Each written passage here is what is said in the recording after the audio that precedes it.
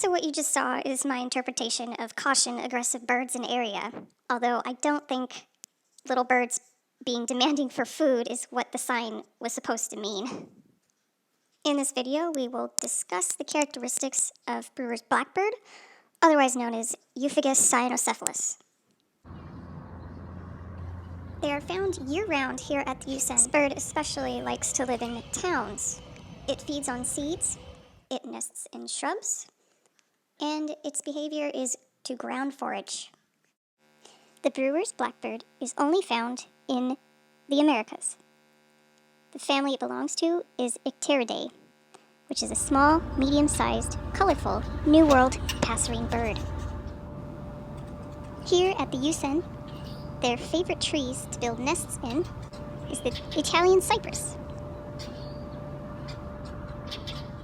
Younger birds are distinctly more washed out in color, such as this bird here, which is a lighter brown version of the adult females.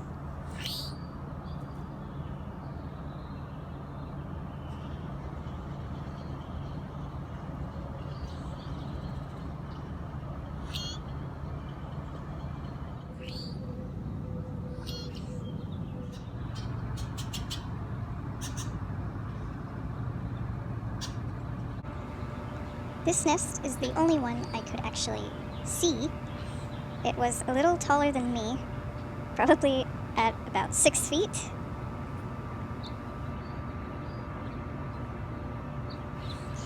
I didn't know what this bird was doing. I thought it was just sitting. Brewer's blackbird belongs to the order Passeriformes, the family Icteridae. Physically, they are much more slender than the chickadees, although the male Brewer's blackbird can be quite rounded.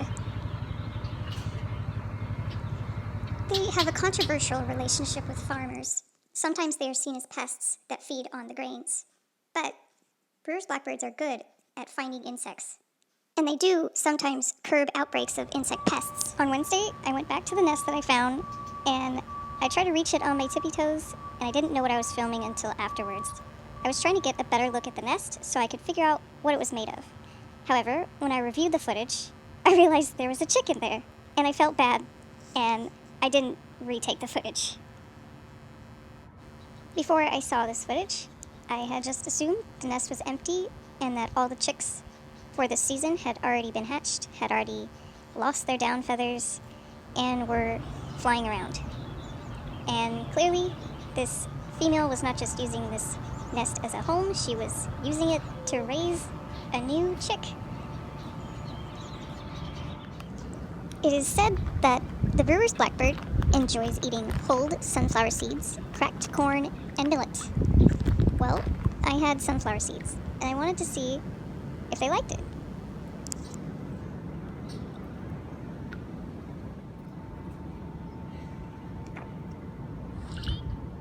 I soon realized that they were a lot more approachable and camera-friendly when I fed them.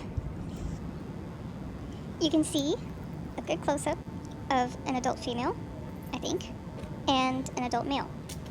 They're both shiny. The adult female is brown in color, and the adult male is mostly black, with a sheen of blue and green. The males have a distinct yellow eye, while the females usually have black eyes or pale eyes. While the feeding was happening, I noticed strange behavior. I'm not sure what's happening here.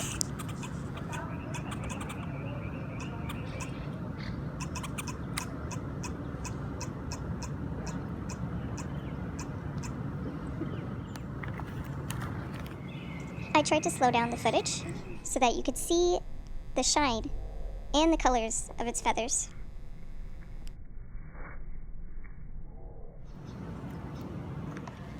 The tennis table area seems to be a nice little hideout for them, especially around dusk.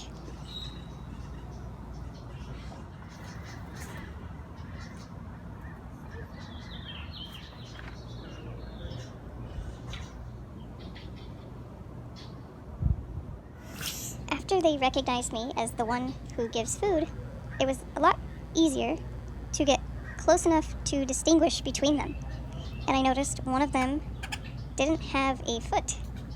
So I tried to coax him to get closer to the camera so that I could record how he was able to still walk around. Speaking of walking, their long legs give them a chicken-like walk, where their head jerks with each step.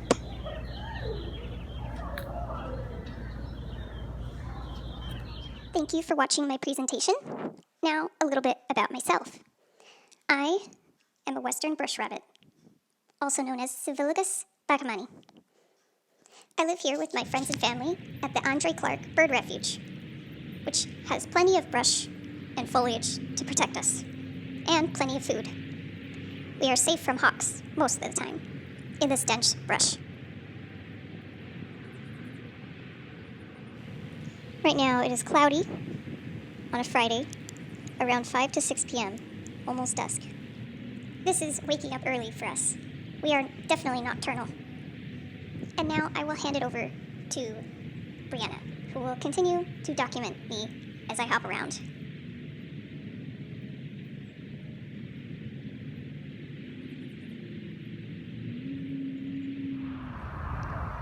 So, this rabbit is of the family Leporidae, which includes the antelope jackrabbit, the Arctic hare, black jackrabbit, Cape hare, European hare, Japanese hare, scrub hare, and Appalachian cottontail. There are 2 species within the genus Civilicus, including the brush rabbit and the Appalachian cottontail. Their lifespan is about 2 years. They can run at speeds of 40 kilometers per hour. They weigh just under 1 kilogram, and they are herbivores.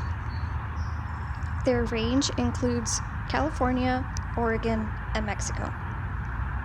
They prefer temperate to dry/desert climates. I visited the bird refuge while it was still sunny to see if I could disprove the fact that they're nocturnal. It did not work. I barely saw any, and the ones I did see were very close to the shrubs so that I could not film them, and they weren't very active. They tend to have gray to light brown fur on top and gray fur on their bellies.